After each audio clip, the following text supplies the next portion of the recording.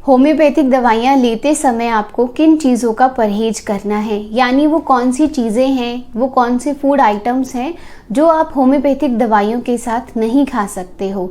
बहुत सारे लोगों को ये डाउट रहता है, बहुत सारे लोगों के बीच में यह मिथ है कि होम्योपैथिक दवाइयाँ लेते समय आपको बहुत सारी चीज़ों को अवॉइड करना है खाने के लिए।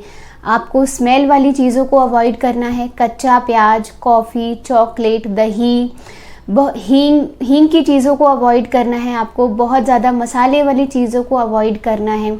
आज की वीडियो में हम बात करेंगे कि वो कौन से प्रिकॉशंस हैं, यानी वो कौन से परहेज हैं जो होम्योपैथिक दवाइयाँ लेते समय आपको याद रखनी हैं। तो चलिए वीडियो शुरू करते हैं। बहुत सारे पेशेंट्स आते हैं क्लिनिक पर जो बताते हैं फर्स्ट विजिट में कि वो होम्योपैथिक दवाइयाँ सिर्फ इसलिए नहीं लेना चाहते क्योंकि उन्हें बहुत सारे परहेज करने पड़ेंगे।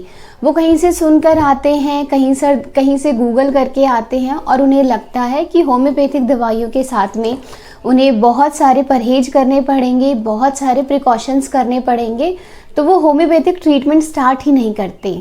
आज की वीडियो में हम बात करेंगे वो कौन सी चीज़ें हैं जो आपको होम्योपैथिक दवाइयों के साथ में अवॉइड करनी है। अगर किसी भी डॉक्टर की दी हुई दवाई उनके सिम्टम के हिसाब से है, यानी अगर दवाई आपकी डिजीज़ के हिसाब से है, आपके सिम्टम के अकॉर्डिंग है, तो वो दवाई आपकी काम करेगी। होम्योपैथिक दवाइयाँ लेते टाइम आपको जिन चीज़ों का परहेज करना है वो है कॉफ़ी और कोई भी नशीले पदार्थ। आपको कॉफ़ी नहीं पीनी है होम्योपैथिक दवाइयों के साथ और आपको कच्चा प्याज भी नहीं खाना है। अब हम बात करते हैं कि अगर हम ये चीज़ें लेते हैं, अगर हमने किसी भी पेशेंट ने सपोज़ ये चीज़ें ली, कॉफ़ी पी, उन्होंने कच्चा प्याज खाया, तो क्या होम्योपैथिक दवाइयों का असर रहेगा या नहीं रहेगा। अगर आप होम्योपैथिक दवाइयाँ लेते हैं तो आपको कॉफ़ी अवॉइड करनी है, आपको कच्चा प्याज अवॉइड करना है और किसी भी तरह की नशीली चीज़ें अवॉइड करनी है। एक बात का याद रखिएगा कि अगर आप थोड़ा बहुत कच्चा प्याज, कॉफ़ी का इंटेक कर भी लेते हैं तो भी आपकी दवाइयाँ काम करेंगी। ऐसा कुछ भी नहीं है जो आप होम्योपैथिक दवाइयाँ लेंगे और उसका असर नहीं होगा। अगर आपके डॉक्टर ने आपको दवाइयाँ आपके सिम्टम्स के अकॉर्डिंग दी हैं, आपके डिज़ीज़ के अकॉर्डिंग दी हैं, तो उनका असर ज़रूर आएगा। हो सकता है कि आपका असर, उनका result as per the level नहीं आए, यानी जितना एक्सपेक्टेड होता है हमें मेडिसिन्स के अकॉर्डिंग उतना रिज़ल्ट नहीं आए, पर ऐसा नहीं है कि वो बिल्कुल भी रिज़ल्ट नहीं आएगा। दूसरी बात ये है कि जो आपके प्रिकॉशंस होते हैं वो आपके डिज़ीज़ के अकॉर्डिंग होते हैं। अगर किसी पेशेंट को जोड़ों का दर्द रहता है, उनको शियाटिका है, तो हम बोलते हैं पेशेंट को कि उनको दही अवॉइड करनी है, दही से बनी हुई चीज़ें अवॉइड करनी है, उनको ठंडी चीज़ें नहीं खानी हैं।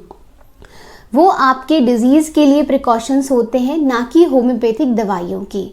और अगर आप वो एलोपैथी भी लेते हैं, आयुर्वेदिक ट्रीटमेंट भी लेते हैं या किसी भी तरह का ट्रीटमेंट लेते हैं, तो आपको जो आपके डिज़ीज़ के अकॉर्डिंग प्रिकॉशंस हैं, परहेज हैं, वो आपको वहाँ भी फॉलो करने पड़ेंगे। दूसरा सवाल जो पेशेंट का रहता है वो ये है कि होम्योपैथिक दवाइयों के बीच में और खाने के बीच में हमें कितना गैप करना चाहिए। होम्योपैथिक दवाइयाँ, एक बात का याद रखिएगा कि माउथ की नर्व्स के थ्रू एब्जॉर्ब होती हैं, ना कि स्टमक के थ्रू। तो अगर आप होम्योपैथिक दवाइयों को पिल्स की फॉर्म में लेते हो या फिर लिक्विड की फॉर्म में लेते हो तो उसको टंग पर 1 से 2 सेकंड के लिए छोड़ दीजिए, उसके बाद में आपको एब्जॉर्ब करना है।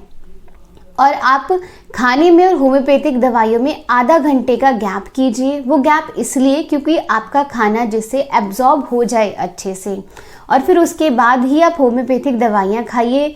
या फिर आप होम्योपैथिक दवाइयाँ खाते हैं तो खाने के लिए आधा घंटे का गैप कीजिएगा। तो एक अमूमन तौर पर जो बेस्ट टाइम है खाने में और होम्योपैथिक दवाइयों में वो आधा घंटे से लेके 1 घंटे तक के बीच का गैप है। और अगर आप बेटर रिजल्ट चाहते हैं तो आपने कुछ भी मीठा खाया है, कोई भी बहुत ज़्यादा स्ट्रॉन्ग स्मेल वाली चीज़ें खाई हैं, तो आप ब्रश भी कर सकते हैं। आप ब्रश करने के बाद में, पेस्ट करने के बाद में होम्योपैथिक दवाइयाँ लेते हैं तो उनका असर और भी अच्छा रहेगा। तो ये कुछ फूड आइटम्स थे जो होम्योपैथिक मेडिसिन लेने के साथ में आपको अवॉइड करने हैं और आपको होम्योपैथिक मेडिसिन किस तरह से लेनी है। आई होप आपको वीडियो यूज़फुल लगी हो। Thank you so much for watching the video.